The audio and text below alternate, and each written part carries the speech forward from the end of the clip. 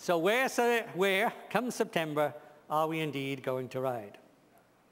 Well, this time last year, I told you that we were going to ride somewhere we'd never been before, and sure enough, we crossed that border into the state of Jefferson.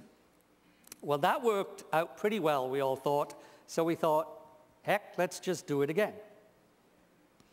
No, we're not going back to the Siskiyous, but we are once again going to go somewhere that we've never been before. This year's ride will open in this magnificent valley, against the backdrop of those glorious mountains that I know many of you will immediately recognize. Oh dear. And for those of you who don't immediately recognize those glorious hills, you will, of course, surely recognize this splendid City Hall. We'll gather. Wow, I've got a rough house tonight.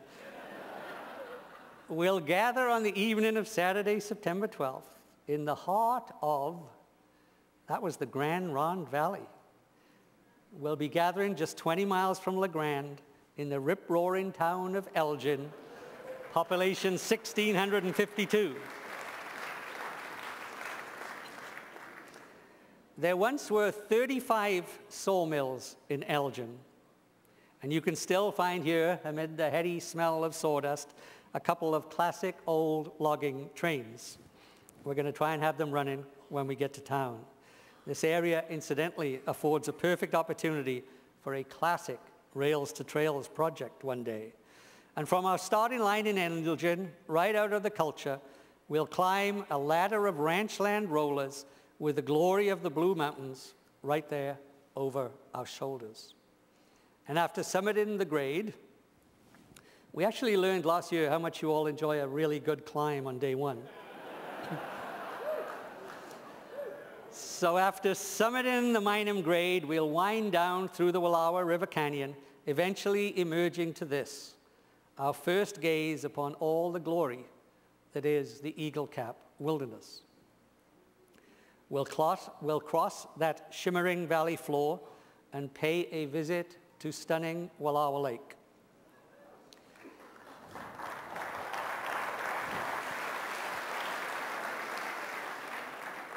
Every time I look at this picture, I wonder again why I live in Portland. This really is one of the crown jewels of Oregon. And then from Wallowa Lake, we'll turn our bikes north before pitching our tents in nearby Enterprise. Some of you may be wondering why we're camping in Enterprise. This is the home of terminal gravity.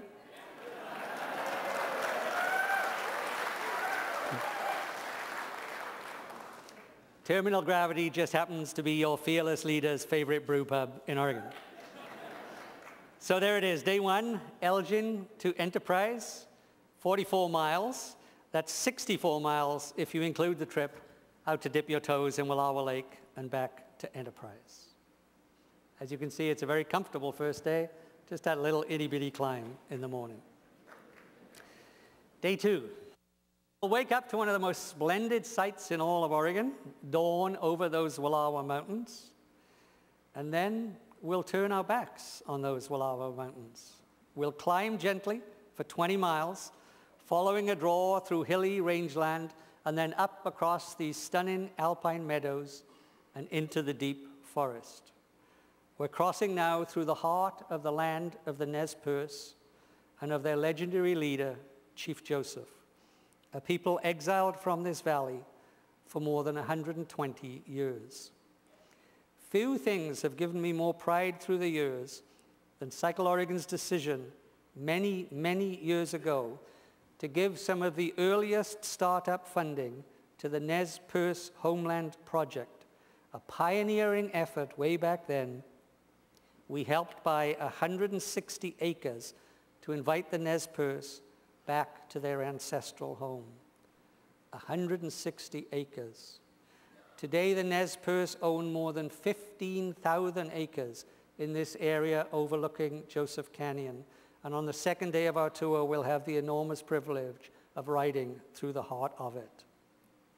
Continuing to make our way north, we'll drop down then into the canyon of the Grand Ronde and then make our way up and out again via this magnificent rattlesnake grade.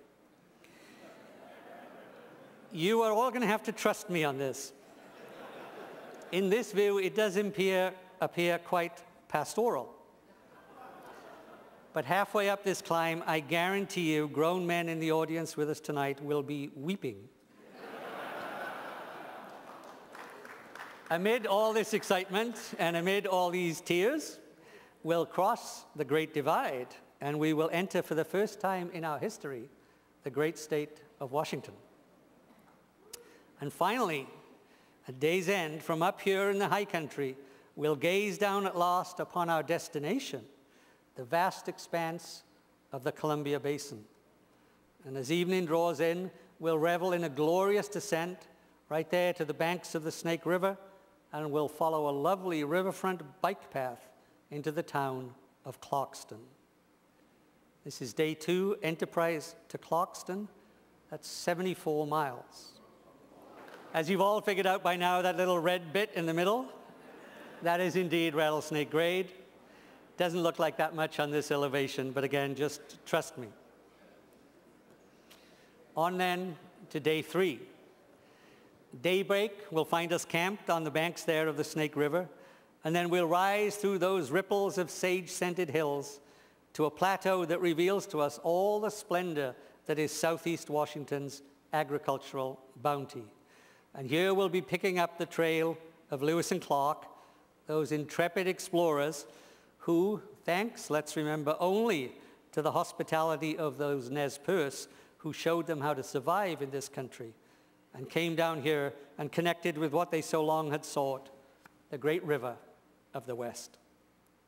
In the afternoon, we'll carve our turns through vast and rolling wheat fields and all their attendant flour mills, as making our way west again, we'll head towards the town of Waitsburg and its glorious, lovely, classic old Main Street carved amid these amber waves of grain.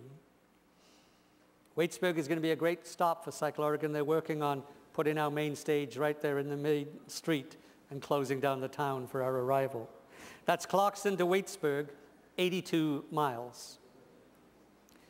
And you'll notice again that somewhat distinctive red color starting to creep into our elevations. On then to day 4. Well, after a couple of days of that serious climbing, we thought you all might be ready for a layover. And so we'll have the chance this morning to linger in beautiful downtown Waitsburg. This will be indeed a layover day on this year's tour. And for those lingering in town, there are a couple of classic Washington options. Whoop 'em up at the cafe and drink 'em down at the bar. For those intrepid ones who mount their trusty steeds, we've put together a lovely loop tour out past those postcard perfect barns set among the fast-growing wine region of this area. Our layover loop that day will include a visit in the middle of the day to Walla Walla, where you'll have plenty of time to visit those tasting rooms or just enjoy strolling the historic downtown. And then after lunch, we'll ride back across these rolling hills to the warm glow of Waitsburg, waiting there at dusk. This is day 4 of our tour. It's the Waitsburg layover and the optional ride of 45 miles. As you'll see, there are virtually no hills on this day, just a little itty-bitty bump at the end. Day 5, where next? From our camp here in Riverfront Park, we'll turn south, taking this day a different route as we pass again by Walla Walla. And then we'll head on to recross the border, entering Oregon, and riding through Milton Freewater, famous for its frogs. When you get to Milton Freewater, you'll understand why it's famous for its frogs. And this afternoon, we'll catch our first glimpse of those newest landmarks on our eastern Oregon skyline, the massive turbines of the wind farms now standing sentry all along these ridges. And then again, the Blue Mountains will dominate our skyline as we ride towards those wavering wheat fields near Athena and pick up again the trail along Wild Horse Creek. And this is where our Cycle Oregon of 2010 reaches its literal fork in the road.